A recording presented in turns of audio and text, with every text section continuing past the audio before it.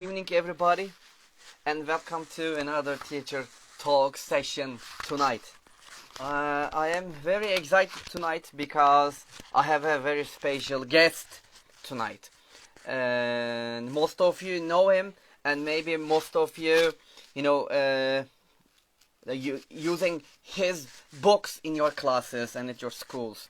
And he is a very well-known educator, and he is a teacher. He's a teacher trainer and a coursebook writer, and also is a co-founder of lexicallab.com. So I don't want to waste time, and I would like to introduce Mr. Hugh Dellar, and he is here, and I don't want to waste time because I'm really excited to have it here. And yes, when we can our live sessions, I'm sure you are also waiting this time. I hope you prepared your questions to us.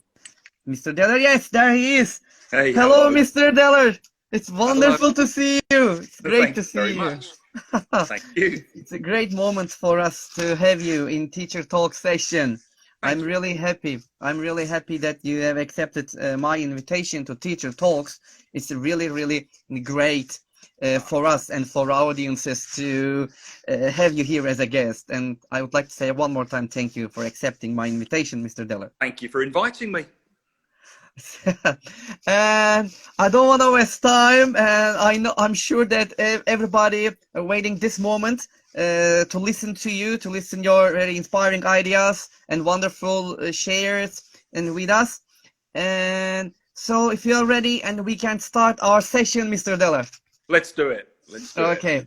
And as we know that, and we know you very well, and maybe most of our listeners know you, but again, maybe some of our listeners maybe don't know you. And if it is possible, can you tell us about yourself, please, to us? Yeah. So I guess in terms of the English language teaching part of my life, I started out as an English language teacher back in 1993. So that's like almost 28 years ago now, which is quite terrifying when I say that. And since then, I've basically been teaching. I taught most of the time in the UK, but I worked in Indonesia as well. I worked at University of Westminster for quite a long time. I've been writing course books since 2000. I've written over 20 books, including the Outcome series, the Innovation series, couple of levels of roadmap for Pearson, perspectives, etc. I've also co-authored called Teaching Lexically.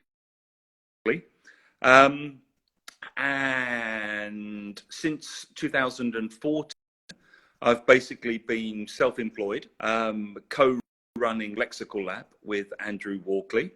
And we basically run a kind of small online language school, mainly working with other teachers of English who already speak amazing English but want to speak better. We also do kind of online teacher training, online teacher development. Apart from all of that, I live in North London. I'm married. My wife's Indonesian originally. Got 2 young kids. Wow. You know, wonderful. Love reading, love music, love traveling, love football, etc.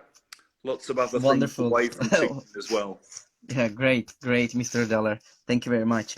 And can you also tell us about your experiences in teaching? Actually, we know that you have wonderful and very impressive teaching background. So maybe just a little bit, if you mention about it. Yeah, so I started off teaching in a private language school in London, where I was basically just doing standard kind of pre-intermediate, intermediate, upper intermediate, multilingual classes. I then spent time working in Indonesia, where I was working with much wider range of classes in a way. I was doing much bigger classes, sometimes classes of like 80 or 100 students. I was doing kids, teenagers, adults, ESP courses. I was working with kind of factories who were having to train their workers to understand English for specific purposes, working with people who worked at the airports, air traffic controllers, and so on. When I came back to the UK, I then started working at universities here, did quite a lot of academic English, Ielts, EAP, academic writing. I did a lot of actually working on academic writing courses for native speakers who'd grown up speaking English as a first language, but who had problems with their academic literacy and their framing of their writing for academic contexts.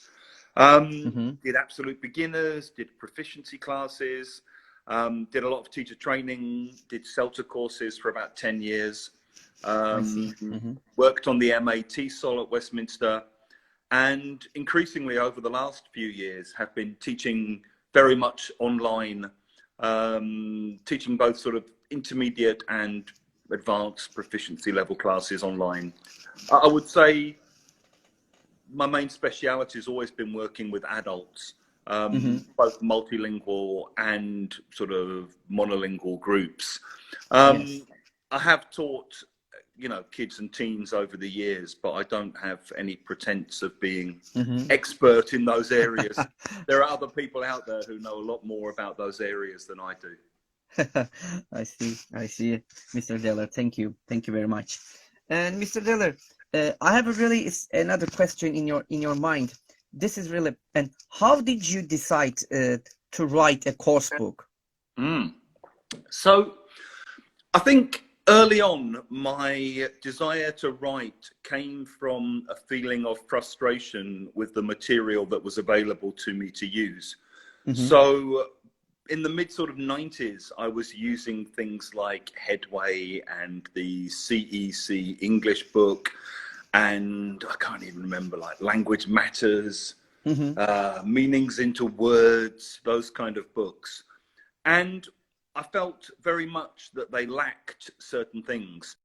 Any serious focus on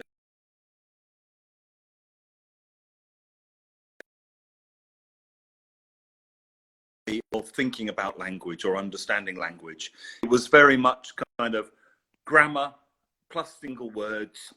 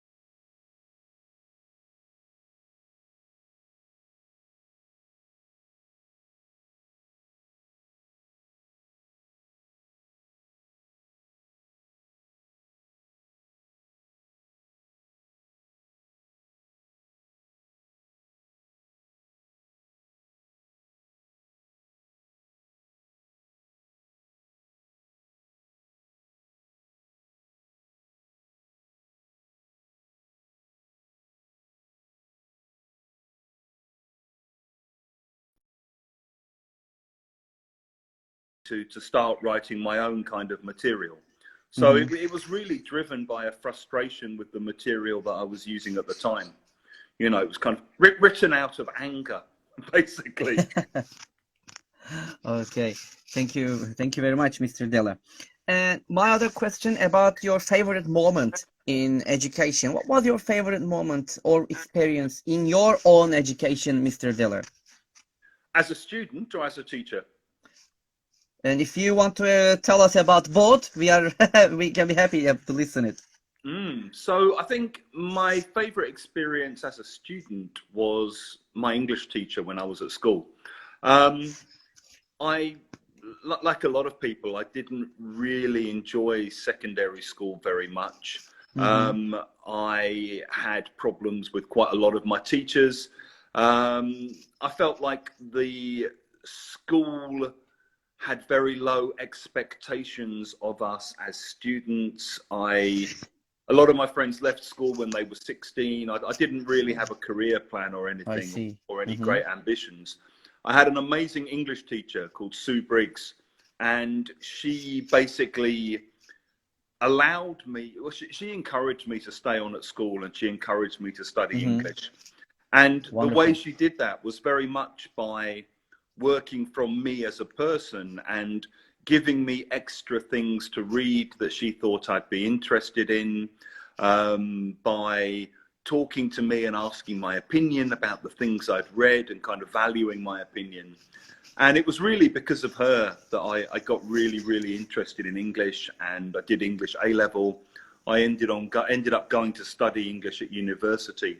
So I'm very, very grateful to her for the kind of, I don't know, she was one of the only teachers I had at school who treated me as an individual human being, as opposed to just another person to get through the exam system. So that had a huge impact on me, I think, when I later came to think about teaching myself. In terms of my own kind of career, I mean, I guess probably still the best moment is when my first book came out. I was like 30 years old when my first book came out, and I still remember kind of getting a copy through the post and opening it up and kind of, you know, buying a copy and sending one to my mum and kind of, you know. Wonderful. was a very exciting sort of moment.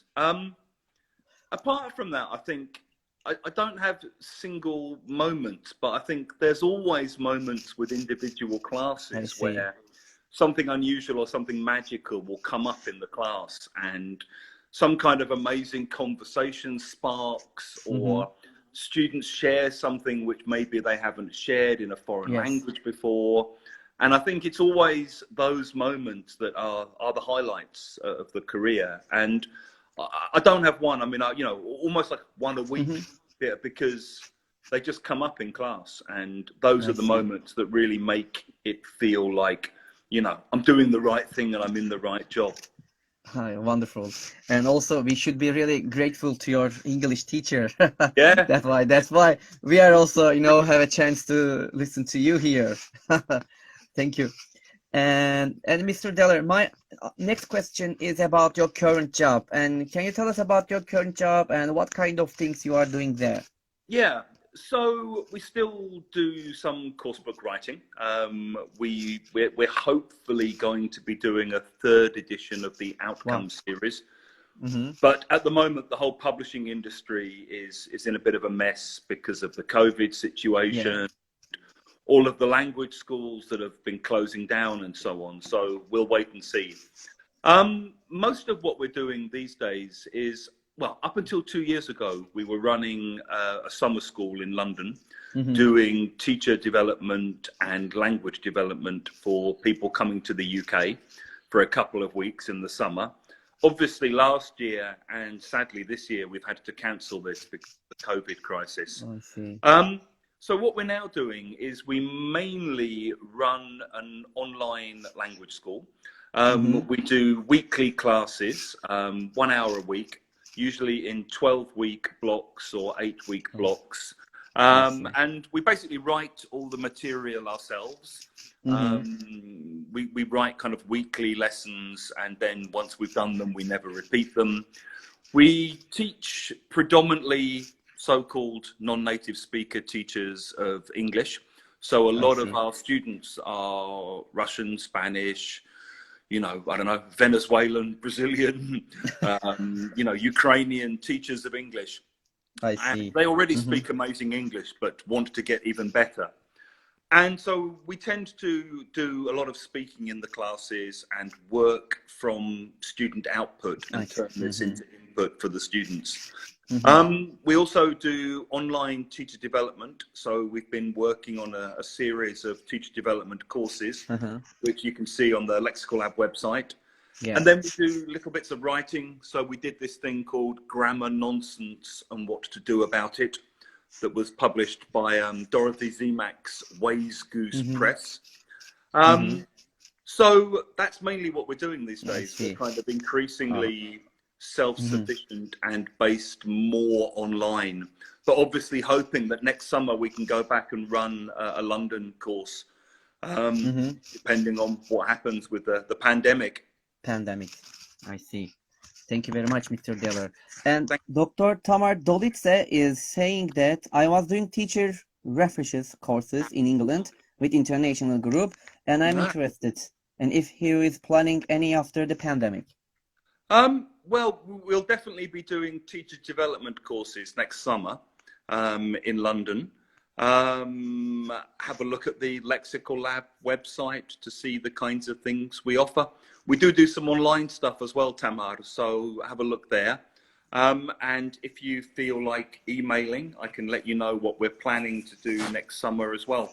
I'll just stick my email in the address box, in the chat box there, just so you can see it.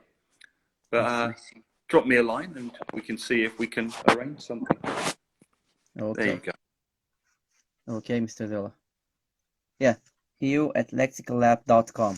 That's Wonderful. it. Thank you very much, Mr. Dellar. And Mr. Dellar, you are a very experienced teacher trainer. According to your experiences, what are the characteristics of language teachers for you? So, I think that's a really difficult question. I think if I had to choose one characteristic of language teachers that I think is crucial, I would say it's that they care. Okay. And in a way that this goes back to what I was saying about my English teacher, Sue Briggs. I think what made her an exceptional teacher and what made her connect with me on a really deep level was she cared about each of us as individual people. And because she cared about us as individual people, she cared about finding ways of connecting the syllabus to us as people and creating space for us in the classroom as people. I think once you care about your students and everything else sort of follows on from there. So if you care about your students, you then care about trying to find out the best way of connecting the language to those students. You try to keep updated about new developments in the field. You keep updated about new ways of thinking about language. And all of those things impact on your ability to connect the language to the students in the room. Yes. I think all of us, when we think back to the teachers that we cared about and that cared about us at high school, the ones you remember, you probably don't remember because of the pedagogical tricks or, you know, the kind of games or activities they used to do. You remember because they were interested in you as a human being and they treated you as a whole person. Yes. And I mean, in my secondary school, that was really unusual. Sadly, I think, you know, maybe some of you were luckier and you had more teachers who cared more.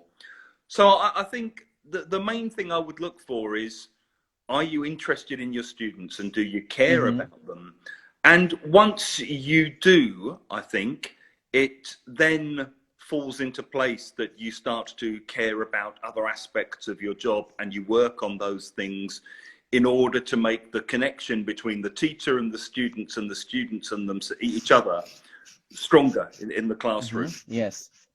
Yeah. So I would say start from that, you know, find out more about who you're teaching, be interested in who you're teaching, look after them, care about them, develop them as people and develop them as a group. Yeah, which are really important for teachers and for students too. Thank you very much, Mr. Dellar. You're welcome. There is a question, and Azra asks, is it possible to introduce some UK online event this month? But as far as I know, in lexicallab.com, you are sharing some courses. Am I right? Yes. I mean, if you go to lexicallab.com, Azra, you'll see what we have on offer there. And I've also seen the seminar for teachers question about vacant places in the group. I don't have any in my own personal groups, but the other teachers we work with, Andrew, Margot, Lewis, they all have places still available for the next round of courses, which start 3 weeks today. So do check them out on the Lexicallab website there. I see. I'm just writing here. Yes, lexicallab.com. You can check all the details from here. Okay. And Mr. Dellar, as you know that after the pandemic started, we all moved to the distance education, most of Yes. countries, and it's really, sometimes we think that it's really good, but sometimes we say that it's really not good to have this distance education, especially with the some students maybe. But what do you think about distance education? What is your idea? So, probably like most of you, when we had to shift to fully online, it was a shock, okay? And Mm-hmm. I was someone who'd already been doing little bits of teaching online, but having to shift to a position where I was doing all of my teaching and my training online was a real shock to the system. Mm-hmm. And probably like many of you, again, I was kind of resistant to it. I missed the face-to-face contact. I Exactly. kind of kidded myself into thinking, oh, this will all be over in a few weeks' time. And then I started thinking in a few months' time. And, you know, the reality is, I think we're in a whole new world now, and COVID Yes. is never going to completely go away, and we're all going to have to work out ways of living with it. In terms of switching to online, I think there are obviously some advantages, okay? And I Mm-hmm. guess a lot of people out there have also found some of the advantages to working from home. You don't have to commute. You don't spend, you know, if you live in a big city like London or Istanbul or somewhere, probably you were spending like 2 hours a day commuting if you were lucky before in and out of work. So you don't have to do that. Yes. You can work from home. You can probably get up a bit later. You don't have to spend loads of money on expensive coffee and food during your lunch break. You can sit in your kitchen and eat. So you've got those kind of advantages. And you can also start to attract students from different places in a Mm-hmm. way that you couldn't attract before. So, you know, I can now teach students from, you know, Venezuela, Russia, Turkey, and Belarus in one group in a way that I wouldn't have been able to before. I think where there is, so a few other things connected to online learning. I don't think it's going to go away. I Okay. see. Mm-hmm. I think a lot of the traditional language schools are going to close down. I think the Mm-hmm. ones that survive are going to be forced to do more blended teaching, I where they're see. teaching a mix of students in the classroom and students online. Mm-hmm. I know that's already happening with some of the more resourceful schools in the UK, like International House Manchester, for example. I They've see. already switched to this kind of blended model. I Mm-hmm. think a lot of Wonderful. teachers are going to find that they actually quite like working from home and will stay working online.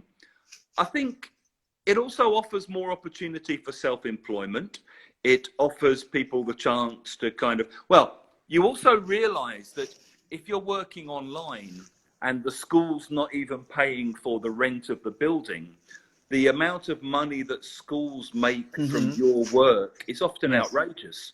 I mean, I had a friend in London who was working for one of the large language chains, and when she went Mm-hmm. online, she was teaching 15 students an hour, okay, and they were paying £15 each to be online, and she was earning £15 an hour. So the school was earning 15 times 14, whatever that is, from her labour. And in the end, she just said, you know what, I'm just going to be self-employed. Even if I only earn £15 an hour myself, I'm happier to do that, knowing that someone else isn't making this Yeah. huge amount of money from me. So I I think it see. will give people those opportunities. I think there is a difference to working online. And I think if you're trying to teach in the same way as you would Mm-hmm. teach in a normal classroom, it doesn't work. So Yeah. there are some things like, you know, getting students to do readings or grammar exercises or whatever. Mm-hmm. In a physical classroom, that's fine because you can go round, you can watch what they're doing, you can help out, you can answer questions. In Zoom or something, you can't. Yeah. They're just sitting there and it's silent. So I think if you are working online, it's better to spend more of that time talking and using Mm-hmm. the breakout rooms and interacting. Definitely. and getting people to share their thoughts, feelings, ideas, and experiences, and then to look at the language that comes up as a result.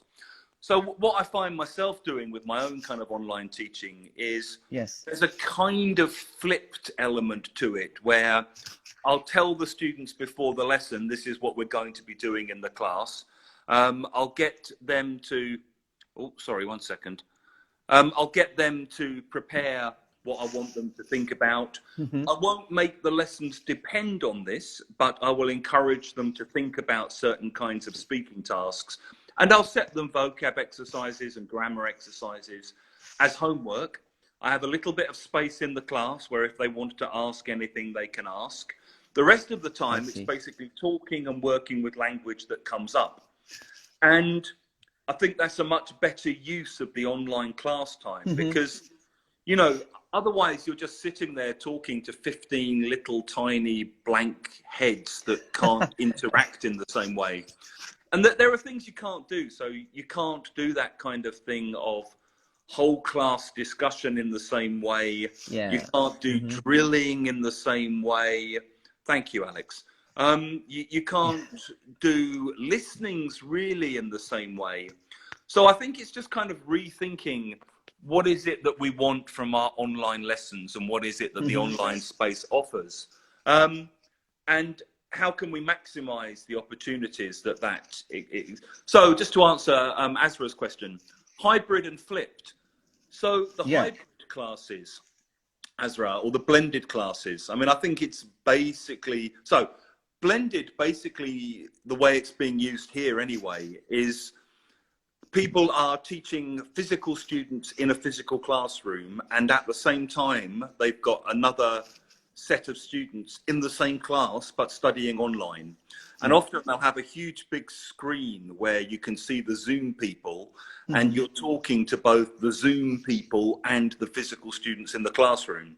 And when you're doing pair work, the physical students in the classroom are talking to each other and you're putting students in breakout rooms.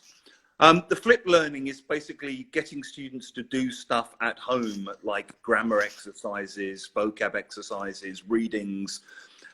Basically, it's just getting them to do homework. It's what we used to call homework. And then bringing that to the classroom where you use some of what they've been doing at home as the basis of the classroom. Hybrid tends to mean courses where you attend a mixture of face-to-face lessons and do some online stuff as well. Okay. And I think the real growth area is going to be in blended, where you're having a mix of students who are actually in the physical classroom and students who are in the same class, but only join you through Zoom. Through Zoom. Right. Exactly. Thank you very much, Mr. Dellar, for this wonderful answer. And thank you, Ezra, for your question. And there is another question she asked twice, and here is the question. If you can see, can you see, Mr. Dellar?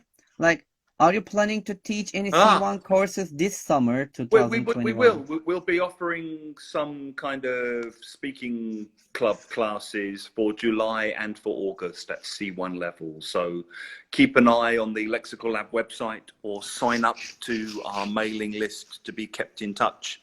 Or follow us on Instagram, follow us on Facebook, and we'll be announcing details there. Okay, thank you very much, Mr. Dellar. And we were talking about, as we were talking about distance education. My next question about again distance education is: online learning suitable for everyone? No, I don't think it is. I think it's much harder with certain kinds of students. So I think those of you who teach kind of under 10s, much harder to do, I think, where you've got groups of kids who've got quite short attention spans, and you probably need to be getting them to move around and getting them to be active, and, you know, they get restless if they're sitting down for too long. I think with those kind of groups, it's not that it's impossible to teach them, but I think it's an unusual teacher who would say it's easier to teach them online than in a physical classroom. Apart from that, I think increasingly people are finding, especially adults, I mean, So of course people miss the social element to it, okay? And you know, at the same time, you get a different kind of social element because say you're a Turkish student and you have some free time to go and study at a private language school. Almost certainly, whichever part of Turkey you're in, the other people Yes. that are going to Mm-hmm. be in your group in the evening class or early morning class or whatever are going to be other Turkish people, possibly from similar kinds of backgrounds to you. And you have to travel to get there and you have to travel to get back. Sure, Mm-hmm. you get the social element, you kind of build up relationships with those Yes. people. Maybe you go to a, you know, eat something after one class one day, or you know, pop down to the canteen and you sit and have some tea or something. If you're in an online class, you still have a kind of relationship with the people that you're in the group with, Mm-hmm. but you are meeting a wider range of people from different backgrounds. I see. And you can still have like WhatsApp groups, you can still email each other.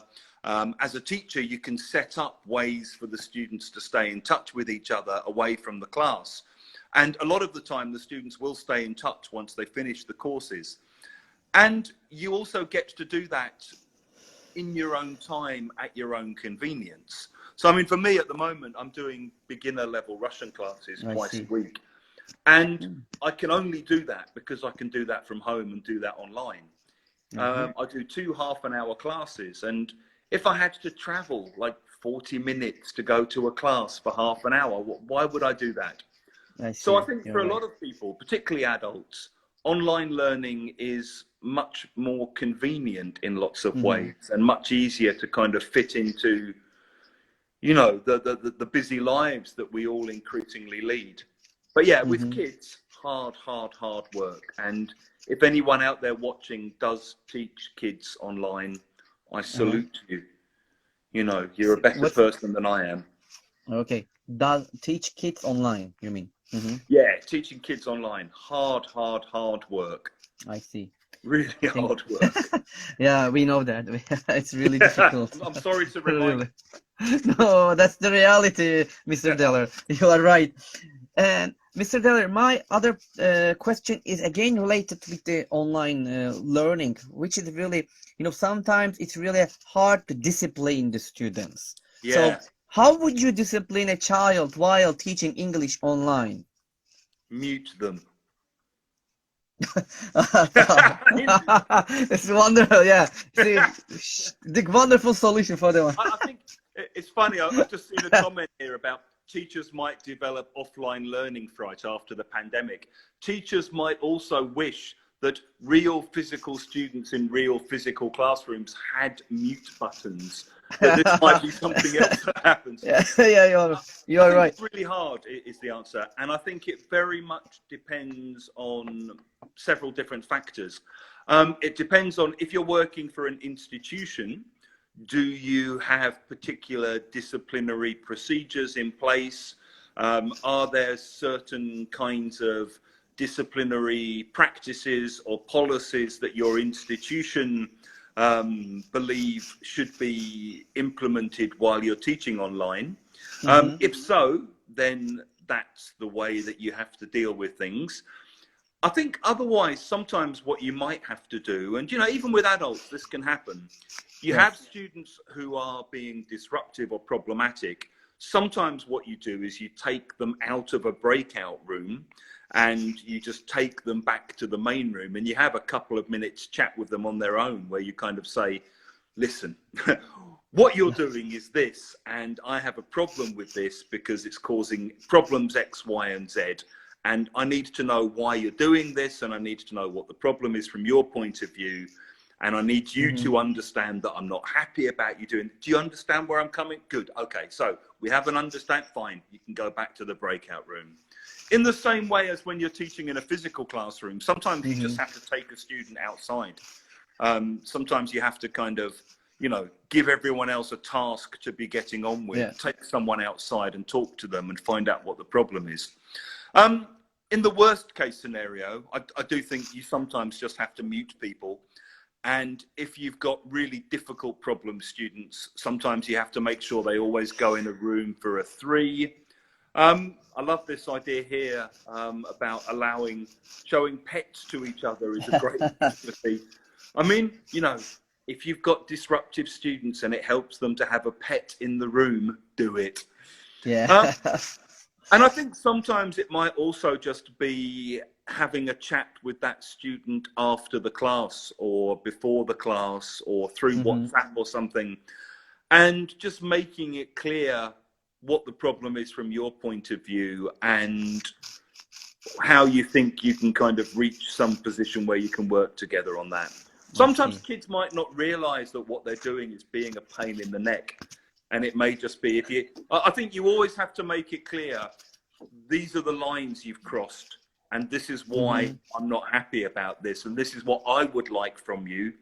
Feel free to tell me what's causing the problem from your point of view. But we need to sort this out and I'm going to win. Okay. Yeah. I think is the bottom line for any kind of discipline with kids in classrooms or out of classrooms in a way. I see.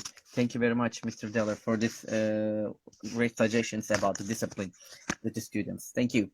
And Mr. Dellar, you know, from the teacher's point of view, and we tend to consider the course book as the main component of the lesson, but we still add more contents like such as authentic articles, grammar handouts, and videos.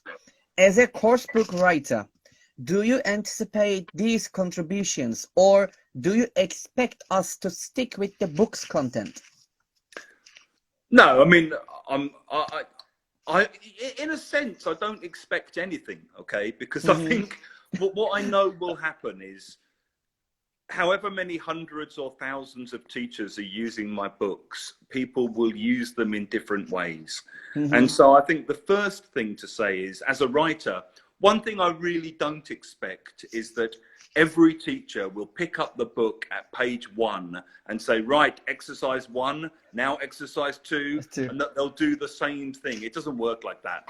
I mean, I know even from watching, say, 10 teachers who are teaching the same pages, even if all they're doing is working through the course book, they will work through it in very different ways because they will ask different questions. They will go off on different sidetracks. Some of them will model speaking activities. Some of them will work a lot more with the student speaking and reformulate things and feed in new language.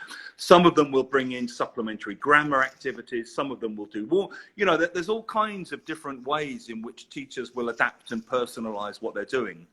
In terms of what I think is good practice, okay, I think if people are, so when I'm teaching, even if I'm using my own course books, I don't supplement the grammar because I don't believe that doing massed practice of one grammar point results in faster uptake, okay?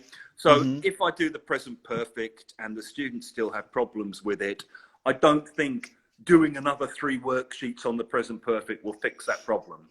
I think that problem gets fixed over time through experience of the language and exposure to the language and noticing and trying to express meanings and having somebody help you say those meanings.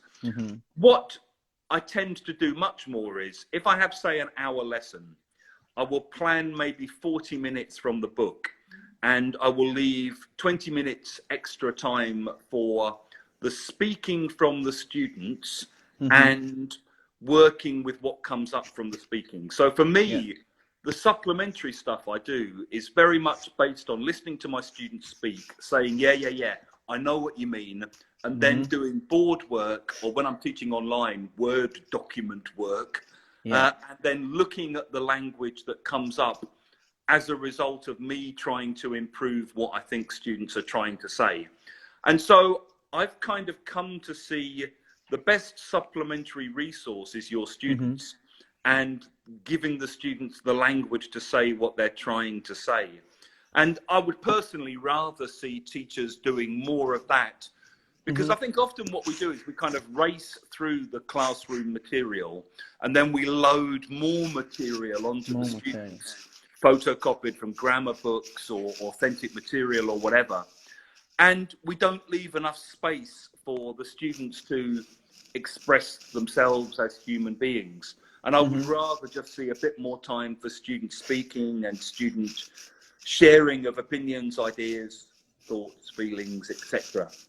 And for teachers to get a little bit better at working from that and helping students say things better. Not just correcting the grammar, not just correcting the pronunciation, but basically saying, yeah, I know what you mean. Here's a better way of saying that. And I think in the end, you learn how to use grammar better like that as well. You learn to use grammar much better like that than if you're just doing worksheets photocopied from grammar books. You know, because we've all met students who've done hundreds and hundreds of grammar exercises online or from Raymond Murphy's English Grammar in Use or whatever. And of course, they still have problems using the grammar because just doing controlled practice activities doesn't lead to accurate use like that. Yes, Amina, if you check out the lexicallab website, there will be some C1 courses this summer.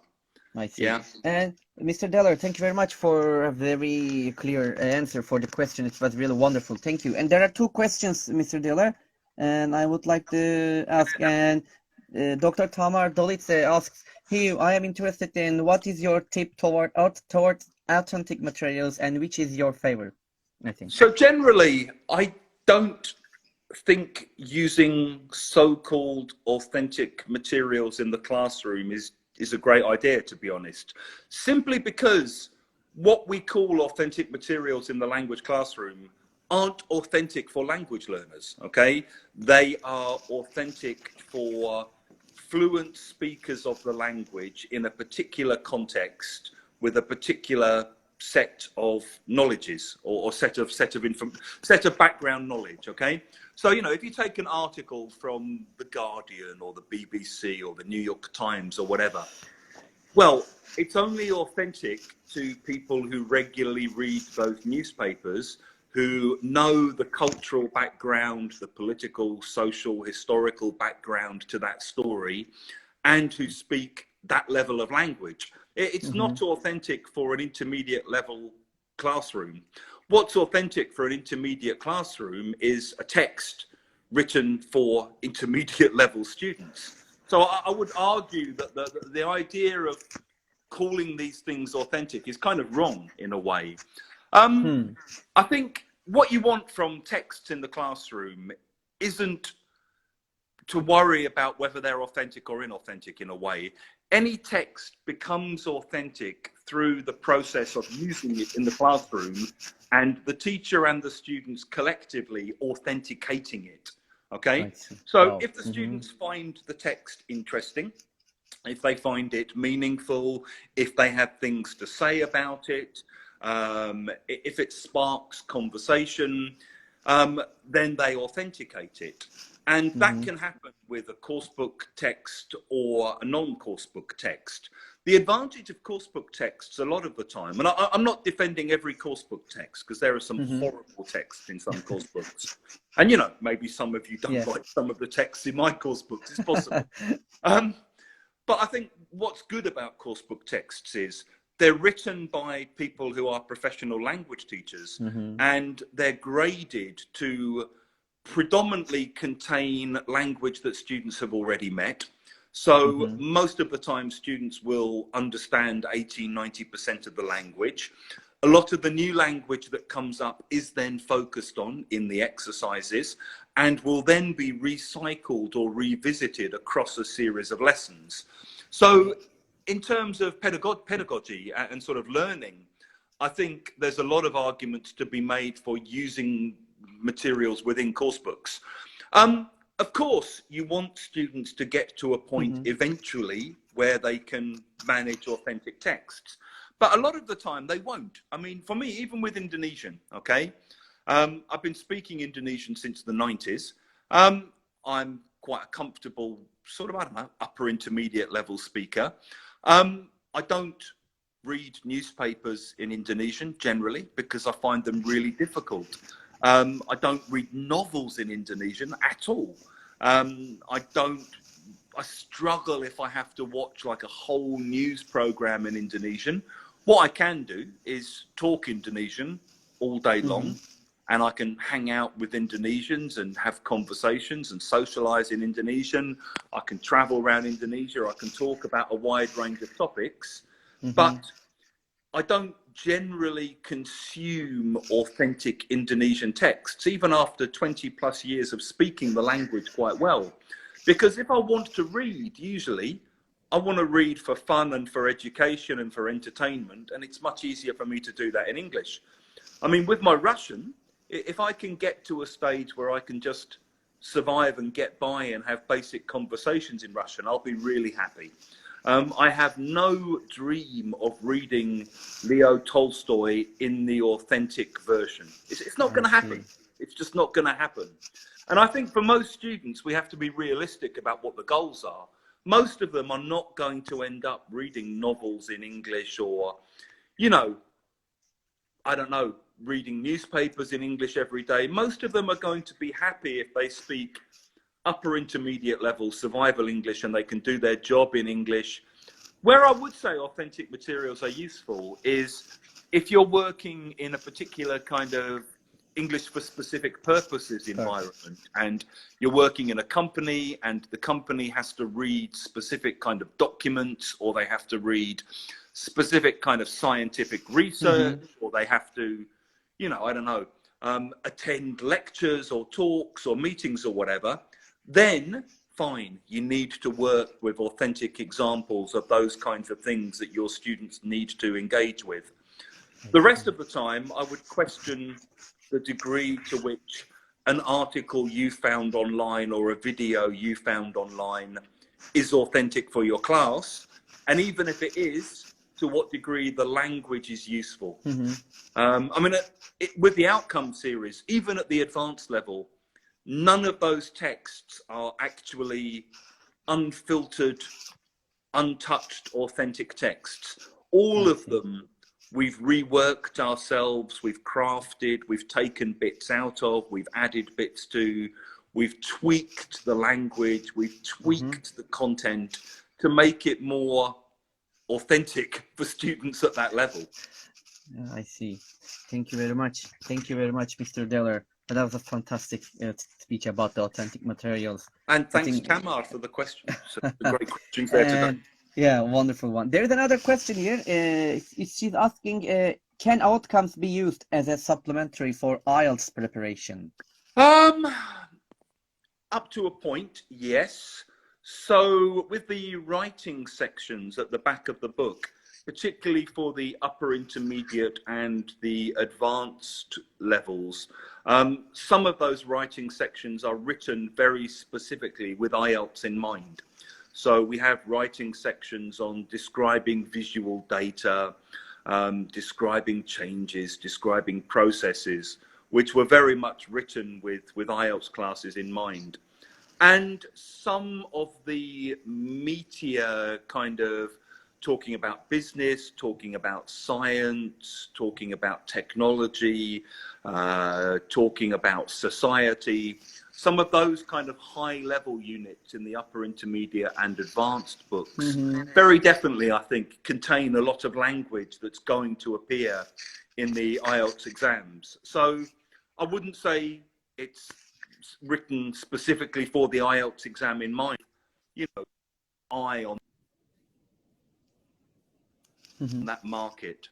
I'm just going to walk through and grab the cable to keep my phone plugged in. So excuse me if I'm walking slightly because the battery's going. It's okay. It's okay. No problem. You lot. Mr. Yeah, Dellar. I'm just going to grab the cable. Yeah, sure, of course. Not a problem. And Sorry, we have a really nice trip in your house. Oh, your mom's house. Yeah. It's wonderful. So you're getting a quick guided tour. Yeah. Right, so let me just plug in, sorry. 1 second. Okay. Sure. Okay. By the way, let me read some of our listeners says It said, "It is the first time that I hear an authority saying using an authentic text may not be a good idea. Your rationale just makes sense, Mr. Dellar. Thank you for bringing this up. I'll think about it." Well, Nilgün it's says. interesting because, oh, 1 minute, that plug's not working. 1 second, sorry. Give me a minute just to find the No best problem. plug to use.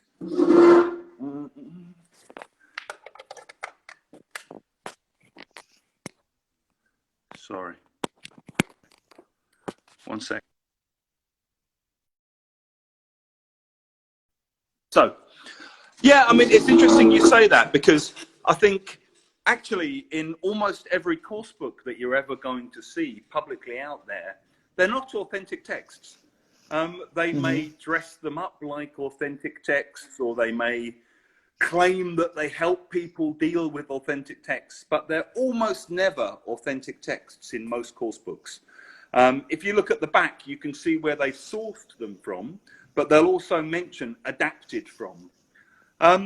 If any of you are interested, I mean, right back in the early 1980s, Henry Widdowson came up with this whole idea of authentic in itself being problematic, and that really authentication was a process that occurred in the classroom, not something that was inherent in the nature of the text itself. So it's not an idea I invented or anything, but Okay. you know, Henry Widdowson was writing about it 40 years ago. But I think it's just taken time to sink into kind of public understanding, maybe. I see. I see. There's another the question. Thank you, Mr. Dellar. And should we modify authentic ones according to our students' needs in online class? More or less, you have answered such a kind of things, but maybe you would like to add more. So I mean, I think so I would say two things about that. Is it depends what level of students you've got, okay? And I would say generally for a reading text, whether you're doing that as homework or something that you're doing in class, you probably don't want more than about 15% of the language in that text to be new for students. The vast majority of the language that they read in those texts needs to be intelligible, and it needs to be language they've met already. It also depends on so, you know, if you've got an authentic text and you're doing it with an intermediate level student, it's going to be too difficult, or almost inevitably. And you'll need to do something to kind of grade it down, or cut out some of the lower frequency, more unusual language.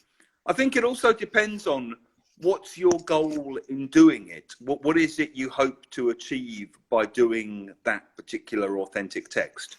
So for me, whatever kind of material you're bringing in from outside the class, the important questions are, what is it you hope for your students to be able to do at the end of this hour, or 40 minutes or 90 minutes or whatever it is, that they can't do already? Well, what's your goal? And in what way is the text that you're bringing in going to help facilitate this goal?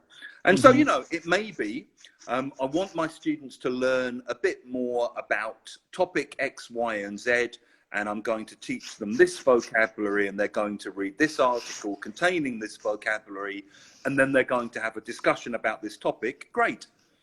If you're doing that, that seems quite sensible.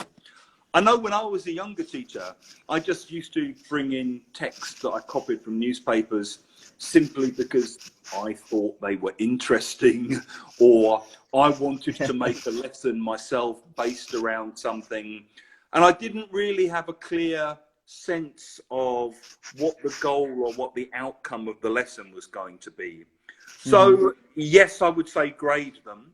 I would also say probably don't set them as something to do in the actual online classroom itself.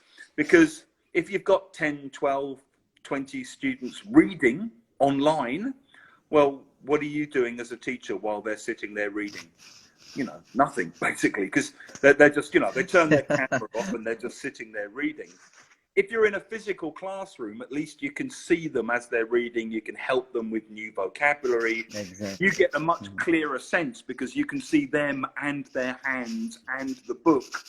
You get a much clearer sense of what they're having problems with. When that's all happening online, you lose all of that extra information that the physical classroom gives you.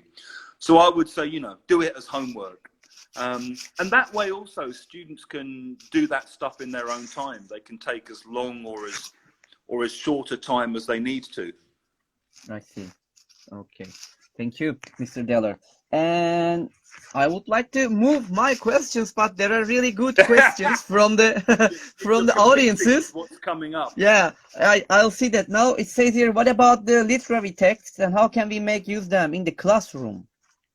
So I would say, unless you're running a class where you specifically have to use literary texts, you need to ask yourself why you want to be using literary texts. If it's a high school course where you're having to do literary texts, then almost certainly the material itself will provide lessons based around extracts and things like that, okay? Outside of that, I mean, I would be very wary of using literary texts myself. And I speak as someone who did, I did an English literature degree, okay? I basically spent 3 years just reading plays, novels, poems, etc. These days, almost all of what I read is non-fiction, okay? I would say for every novel I read, I probably read 9 non-fiction books. I brought 3 books with me on holiday. One of them's a biography, one of them's a book about London, and one of them is a kind of modern social political kind of book. And so a lot of people don't read fiction for fun, even in their own language. So I guess why I would go back to the question I asked before. Why is it you think it's worth doing literature with the students? Is it something the students themselves have asked for, or is it something you think is worthy to do? If you want to do literature with them, well, why have you chosen what you've chosen? What's your goal with the lesson? How much new language is there in it? What language will you be focusing on? What are you going to do with that language? Why do you think that's useful language? And what kind of speaking are the students going to do with the reading text that you're bringing into the classroom? So I think, you need to be thinking about all of those things, whether it's a literary text or a non-literary text in a way. Those are always the kind of important questions to be asking yourself. I see. Thank you, Mr. Dellar. And you answered Nilgün's question, and she just added something here. Like in CELTA courses, for example, they especially focus on the use of authentic materials. Therefore, we are continuously feeling a pressure to use sub-materials. Complete madness. Complete madness. Yeah. This is one of the many reasons why I stopped running CELTA courses. I see. I think there are lots of problems with CELTA courses, and I think that insistence on using authentic materials and encouraging people who've only just started teaching to make their own lessons is crazy. I really do. I think you can't really begin to write your own materials until you understand, until you have a degree of materials literacy. Okay, you need to basically understand how published materials work and what they're doing and why they're doing what they're doing and how different kinds of published materials differ in their focuses and in their emphasis. And I would much rather on a CELTA course, basically what you teach people to do is to understand how a double page of a course book works, what the material's trying to do, and what you can do as a teacher to get the most from what's there on the page and from your students. And once you get good at doing that and you understand that, maybe by the time you get to a Delta, you might want to think about starting to make some of your own material. But if you've got 6 hours teaching practice under your belt, which is what I had, when I finished my CELTA back in 1993, I did 6 hours teaching practice over a month. The idea of encouraging me to then think I could write my own material that was going to be as good as published material was just insane. So, I mean, I would just say, if you're running a CELTA course, try and find ways of avoiding forcing people to use authentic material, because it's a kind of madness. It really Yeah. is. Wonderful. I remember the time that I was in CELTA course, because I got my CELTA in international house, and we faced the same problem. Like, using authentic materials is something really precious for language teaching and blah blah, something like that. But anyway, that was a time that, If there are some of you who are going to do a CELTA and they tell you about authentic materials, ask them, if it's such a wonderful idea, why don't any professional course books do it? Okay? And ask them, can you show me a course book that does it? Because most course books don't do it. And we don't do it for a reason. So, you know, I just think CELTA trainers need to look a bit harder at themselves and think, why are we recommending this? I see. Great. Thank you very much, Mr. Dellar. And okay, there's one more question here. What course, if not CELTA, do you consider the best these days? What course do you suggest to get? It's a really good question. So I think it depends what you're looking for, and it depends where you're from. I think generally, if you've come through a local national education system and you're already basically a bilingual or a semi-bilingual teacher, and you've done a local pedagogical degree, so if you've done a kind of 3-year, you know, Russian pedagogical degree or Ukrainian pedagogical degree or Turkish pedagogical degree, that's probably the best course you can be doing to begin with, okay? The CELTA is basically a kind of survival guide course for native speakers who don't know anything about language and who don't know anything about teaching, and after a month want to be able to pretend that we know what we're doing. And after that, you learn on the job. So if you're already a teacher and you're a kind of bilingual, so-called non-native speaker teacher, and you've already done a pedagogical degree, well, if you want to go and work in another country, probably you need to do a CELTA, okay? Not because the CELTA will transform your teaching, but because it will open the doors. And sadly, we still live in this ridiculous discriminatory world where, you know, if a native speaker does a 1-month course, that's valued more highly than a non-native who's done a 3-year pedagogical degree, which I think is insane and wrong. But if you know, if you're a Russian and you're looking to go and work in Turkey, or if you're a Turkish teacher and you're looking to go and work in Thailand or whatever, a CELTA probably opens doors with in that kind of way. I think otherwise, you then need to be thinking about, well, what kind of area do I want to get better at? I mean, what we started doing with lexicallab was designing our own tutor training courses, because we were wanting to work with non-native speaker teachers who were already really good. And we thought, well, CELTA's the wrong course for you. You know, you need to be doing courses where you talk about L1 use in the classroom. You need to be doing courses where you acknowledge the reality of the bilingual classroom. You need to be talking about teaching 30, 40, 50 students in some classes. You need to be talking specifically about ways of thinking about language, about ways of reformulating, ways of reworking students, you know, all of those kind of things that CELTA courses don't give you.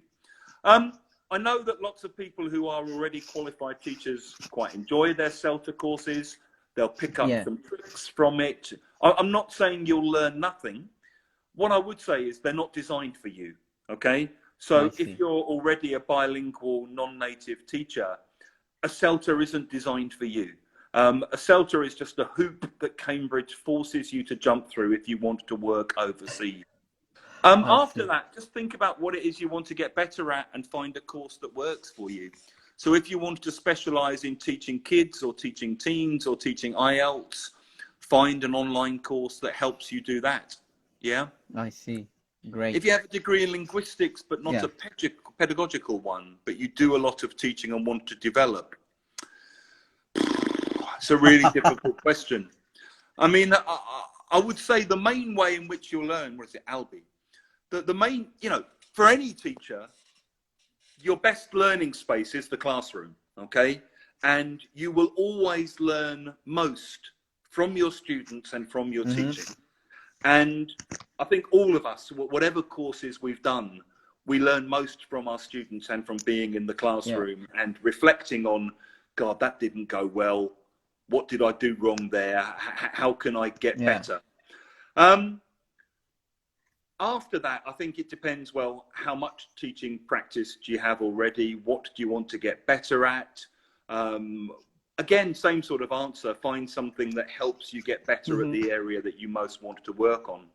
And absolutely, CELTA does not guarantee a job in Europe. Exactly. Yeah, I mean, 0 hours contracts, get the permit yourself, etc. Yeah, no, absolutely. But it does open doors and it does help you get work elsewhere. And, you know, as I always tell people, the world is much bigger than Europe. Europe's not the be all and end all. Go and work somewhere else. Go and work in Indonesia. You know, have an amazing time. Go and work in Chile or Peru or Morocco, or go and see somewhere else. You know? There are lots of places to go. Yeah, not only Europe, you mean. Thank you, Mr. Dellar, for wonderful ideas and suggestions about it.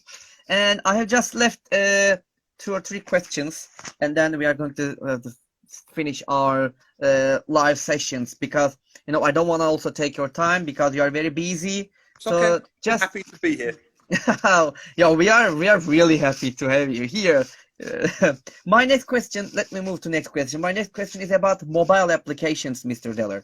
You know, some publishers have started to launch mobile applications for their course books. Yeah. Do you think the mobile applications will displace the hard copies? Why not?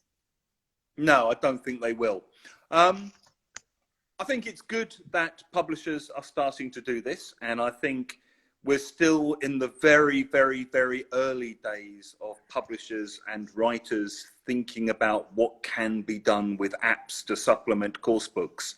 I think a lot of what you're seeing at the moment is basically still a kind of paper-based way of thinking about material transferred to the digital realm. So a lot of what you're seeing is just basically kind of self-checking, self-marking vocab exercises and grammar exercises, maybe with little kind of personalizable features like, you know, add to your own word list or revise your own word list or add in an L1 translation or whatever. And I think that's fine, but I don't think that's something that's come about because they're basically taking the traditional paper-based supplementary material and they're thinking, we need an app. What can we put in an app? I know, let's kind of repurpose some of the old workbooks that we used for this series and turn it into a kind of digital delivery mode. I think where it will become really interesting, and it's something that I wish we'd been able to persuade our publishers to do with Outcomes, is where you do different things with the apps. So, I mean, one of the things that we wanted to do with Outcomes was to trace the journey of certain keywords throughout units and the book. So you'd take a kind of keyword each page, say, okay? And that word might be bother. Maybe on the page you hear sorry to bother you, okay? And so you look at the meaning of the word bother, you then hear it as sorry to bother you, and then what you do is you kind of explore different uses of that word and the way it sounds. So you might hear something like, you know, we don't want it to keep you much longer. No, it's no bother. Okay? And then what you hear is snow bother. And you kind of train your ear to go, it is no bother, sounds like snow bother. Wow, okay, that's unusual. Because of the way in which language sounds when you say it normally. And so I would like to see more apps which do slightly different kinds of approaches to things. I saw the Experience In comment here about they're great for recycling vocab, and I would absolutely agree. The main thing I do these days, I mean, I use Quizlet more than anything else. And basically what I do is I have Russian sentences on one side and English sentences on the other side. And I'm still training myself to read the Russian alphabet, Cyrillic alphabet. And I'll look at something and I'll kind of go, oh God, yeah, what does it say? It says, and then I'll kind of see if I can remember it. I'll listen to the Russian, I'll listen to the English, and I'll go through it like that and test myself.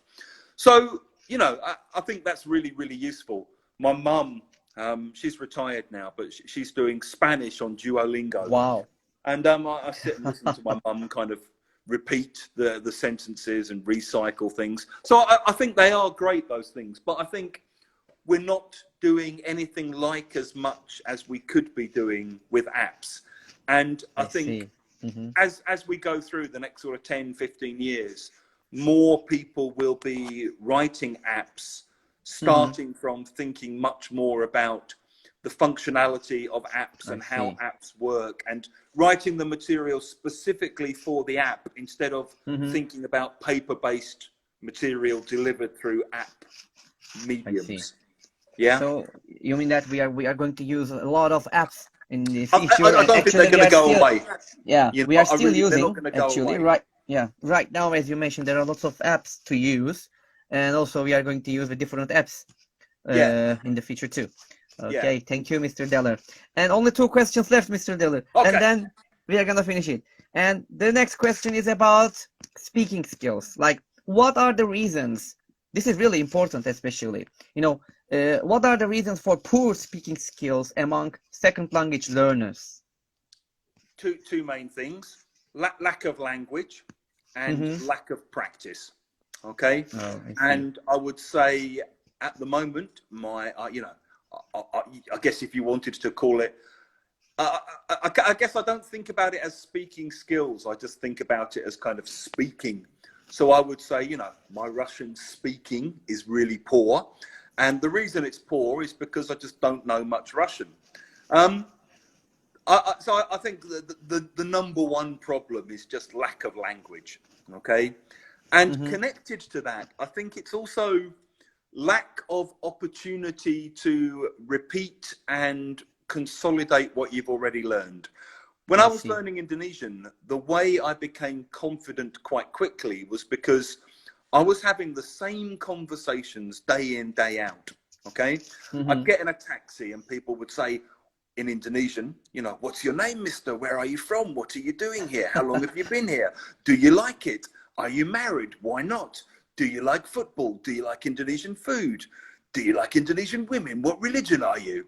You know, this kind of thing. Like, how long are you planning to stay? And every day, same conversation over and over and over and over again. And to begin with, I just learned how to have those conversations. And I got really good at that because I had this chance to practice again. I think what we often do in English language classrooms is, because we have this kind of obsession with present, practice, produce, present, practice, produce. Yeah. We feel like because we've got students to practice and produce one thing, we've done that. And so we move on. So one lesson we will do kind of, you know, where are you from, which area? Next lesson, we do, what do you do? Do you enjoy it? Next lesson, we do, you know, where are you going for your holidays, etc. And that's great. You need to move on, but you also need to, especially at the lowest levels, you need to build in this repetition and this recycling. When I'm doing my Russian class, almost every week, my Russian teacher will ask me, how was your weekend? And she'll then ask me, you know, where's your son? Where's your daughter? Where's your wife? And we have this same conversation every time. And every time the questions scare me because I'm not sure I remember what they mean. And even if I remember what they mean, I'm not sure I can remember how to say what I wanted to say. Or even if I can remember how to say what I wanted to say, I then want to say something else and I don't know how to say it. So I get stuck, you know. So she'll kind of say, how was your weekend? And I go, oh, horror show. And then I think, oh God, but I don't know how to say I went to visit my mum. Oh. And so I get stuck partly because even with all the repetition, we forget things. We all forget things. And partly just because, you know, you reach the limit of what you can do and you need someone to help you say things better. I see. I see. Thank you, Mr. Dellar.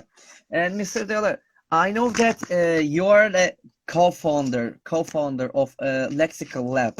Yes. But maybe some of our listeners doesn't know about it. So is it possible to give just short information about what is lexicallab to us? Yeah. So 1 second, I'm just making a little note saying please follow us on Instagram. Lexicallab. I guess they can see it. So Lexicallab is basically, it's a two-man company. It's Andrew Walkley and myself. And originally we set it up as a kind of blogging space to share blog posts about language and about teaching, particularly for people who are interested in a kind of lexical way of looking at and thinking about language. We still have that side to it. So we still do a lot of blogging. There's blogging about words and phrases and expressions. And there's a lot of blogging about teaching and that kind of thing. Increasingly, it's also become an online language school. So we have a kind of online language lessons section. We do monthly webinars looking at a range of different pedagogical topics and cultural topics as well. We also have a YouTube channel where we do these kind of 1-minute English videos 3 times a week. We have a Facebook page where we do kind of regular discussions about things. On the Instagram page, we share the 1-minute English videos and we share kind of cultural posts about London and about Britain, trying to show sides of London that maybe people don't know about so much.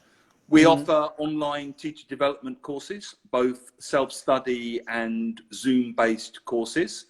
And yeah, we're also kind of available for consultation, materials development, etc. So I think what we're looking to do in future is to sort of work more with educational centres overseas and to kind of help to provide teacher development courses that can be integrated into local courses. So, you know, if anyone has any ideas for collaboration, please do get in touch. It's a wonderful one. And what Nilgün says here. Thank you, Nilgün. Yeah, I think you have read it. And you. Mr. Dellar, actually, I can continue these sections all night. But this is here goes my last question. This is the most difficult questions about the whole live sessions. Here we go. Ready to hear it? Yep. What is your motto, Mr. Dellar? My motto? Yeah. That's a very, very difficult question. I'm not sure I have one motto, but I guess my motto for sort of teaching kind of comes from something I've often thought about life in general, which is kind of enjoy the moments because none of this comes back. Okay. And that, you know, I think it's easy in teaching and in life to get stressed and worried about what we did wrong and what we're going to do better. And when we're teaching, it's often easy to think about what am I doing in 10 minutes time? And oh God, I messed up the presentation stage there. And all of those things stop us from being in the moment with the people that we're in that moment with, enjoying that moment and kind of experiencing that moment to the full. So I guess my motto would be for people to go away and think about is kind of enjoy the moment and be in the moment because it doesn't come back. Thank you very much, Mr. Dellar. You're welcome. Really. Thank you very much for inviting me, and thank you to everyone for joining us and watching us. Yeah. And thank you for the great service that you're doing by providing all of these talks. Okay. So, Mr. Dellar, all my questions are all, and you have answered and my questions and more than our audience's questions with wonderful. Maybe we cannot find this a chance again. This is really impressive time and very precious for us that we have. Well, Actually, keep you in gave us touch. this chance. You gave us this chance, which is really wonderful. And I would like to say, before I say my last words, what would you like to add before I finish this live session, Mr. Dellar? So I guess all I would like to add is that I know for everyone out there watching, it's been a really hard year. And I guess through doing these kinds of sessions, it helps us all to stay connected. I think through doing what you're doing with the teacher talks, it's a way for teachers to stay connected. And I think for all of us, you know, we all need community and we all need support. So I think it's great that people are finding each other, finding spaces online where you can share your ideas and where you can get some support and get some help and get some input. And, you know, stay connected and stay safe and enjoy your teaching. Yeah, thank you. Thank you very much, Mr. Dellar. I would like to say one more time, thank you very much. Yeah, I will do that. Thank you very much for your ideas or suggestions, being with us here. And also I would like to thank you to our listeners and audiences who attended and listened this amazing session with you, Mr. Dellar. And I'm sure that everybody learned not a little thing. We have learned a lot tonight, I am sure that, just like other. And thank you very much one more time. You provide us this chance, Mr. Dellar. Thank you. I would like to say good night, good evening, good morning, wherever you are. And we will see each other next week on Monday with another Teacher Talks. Tonight, Mr. Dellar with us. And thank you very much one more time, Mr. Dellar. And take care of yourself. And see you in another time in another session. Take care of yourself, Mr. Dellar. Bye-bye. Good evening, everybody. Good night. Bye-bye. Enjoy your day. See you.